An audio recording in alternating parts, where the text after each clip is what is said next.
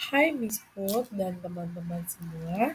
Kali ini saya Karisa Maranatha Tampu Bolon ingin membahas soal dari eh, soal esai sumatif akhir semester. Soal nomor satu adalah jelaskan mengenai sejarah virus yang dilakukan oleh pertama Wendell Stanley, kedua Dmitri Ivanovsky, ketiga Beijering. Oke, kita masuk ke soal yang pertama. Jawabannya adalah pertama Wendell Meredith Stanley yang lahir pada tanggal 16 Agustus 1904 dan wafat pada tanggal 15 Juni 1971 adalah biokimiawan Amerika Serikat.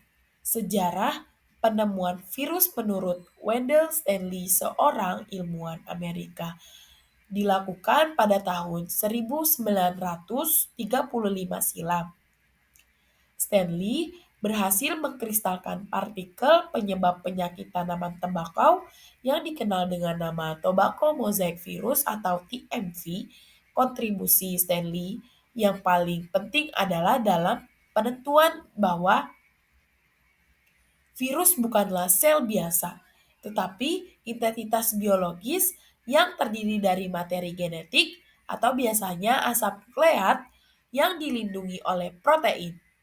Kedua, ada Dmitri Ivanovsky yang lahir pada tanggal 28 Oktober 1864 dan wafat pada tanggal 20 Juni 1920 adalah seorang ahli mikrobiologi Rusia yang dari penelitiannya tentang penyakit mozaik pada tembakau pertama kali merinci banyak karakteristik organisme yang kemudian dikenal sebagai virus. Dmitri Ivanovsky, seorang ahli biologis Rusia pada tahun 1892 menentukan bahwa agen penyakit mozaik tembakau bisa lolos melalui filter yang biasanya menyaring bakteri.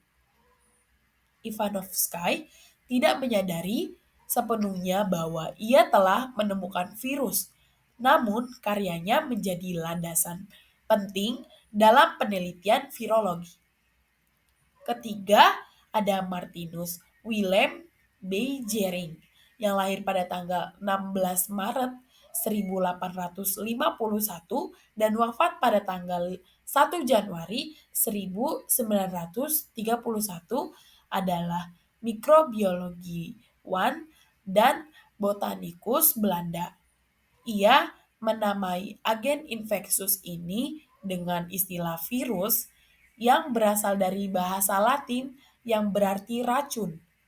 Beijering juga menyadari bahwa virus bukanlah organisme hidup seperti bakteri karena tidak memiliki sel dan hanya dapat bereproduksi di dalam sel inang.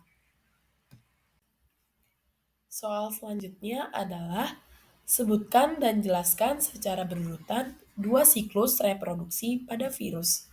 Pertama, ada daur lisogenik yang memiliki urutan pertama ada adsorpsi, yaitu melekatnya ekor virus pada dinding sel bakteri. Kedua, penetrasi, yaitu masuknya asam nukleat virus ke sel bakteri melalui ujung serabut ekor virus. Ketiga, penggabungan, yaitu asam nukleat virus bergabung dengan asam nukleat bakteri membentuk profag. Keempat, pembelahan, yaitu saat bakteri membelah diri. Kelima, profag ikut membelah, yaitu sehingga menghasilkan bakteri yang mengandung profag. Keenam, sintersis, yaitu asam nukleat virus memisahkan diri dari asam nukleat bakteri. Selanjutnya, asam nukleat virus akan membentuk partikel virus baru, perakitan, dan lisis. Selanjutnya ada daur litik yang memiliki urutan pertama adsorpsi, yaitu melekatnya ekor virus pada dinding sel bakteri. Kedua, penetrasi, yaitu masuknya asam nukleat virus ke sel bakteri melalui ujung serabut ekor virus. Ketiga, eklivase, yaitu virus mengambil alih perlengkapan metabolik sel bakteri. Keempat, pembentukan, yaitu terbentuknya bagian-bagian tubuh virus baru. Kelima, perakitan, yaitu terbentuknya virus bakteriofag sudah lengkap atau terbentuk virus yang sudah lengkap. Keenam, ada lisis, yaitu pecahnya sel bakteri yang mengeluarkan virus-virus baru. Soal selanjutnya yaitu tuliskan masing-masing 3 nama virus dan nama penyakit yang diserangnya pada manusia, hewan, dan tumbuhan. Pertama, virus yang menyerang manusia yaitu virus corona, penyakitnya COVID-19, virus HIV atau Human Immunodeficiency Virus, penyakitnya AIDS atau Acquired Immune Deficiency Syndrome. Lalu virus influenza, penyakitnya flu influenza. Selanjutnya virus yang menyerang tumbuhan atau tanaman. Pertama ada TMV atau tobacco mosaic virus, penyakit mozaik pada tembakau. Lalu ada CTV atau citrus tristeza virus, penyakitnya adalah penyakit tristeza pada jeruk. Lalu ada virus RTBV atau Rice to Grow Bacilliform virus, penyakitnya adalah penyakit tugro pada padi. Lalu ada virus yang menyerang hewan. Pertama ada rabies virus, penyakitnya adalah rabies. Lalu ada avian influenza virus, penyakitnya adalah flu burung.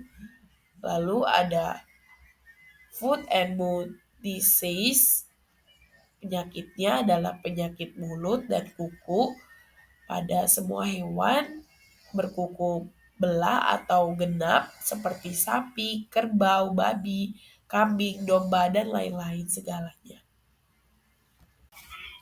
Soal yang terakhir adalah virus memiliki kemampuan untuk berevolusi dengan cepat, salah satunya melalui mutasi.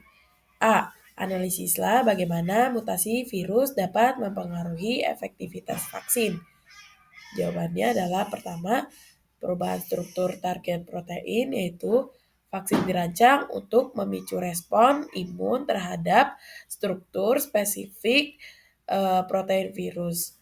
Jika mutasi terjadi pada bagian protein ini, struktur 3 dimensinya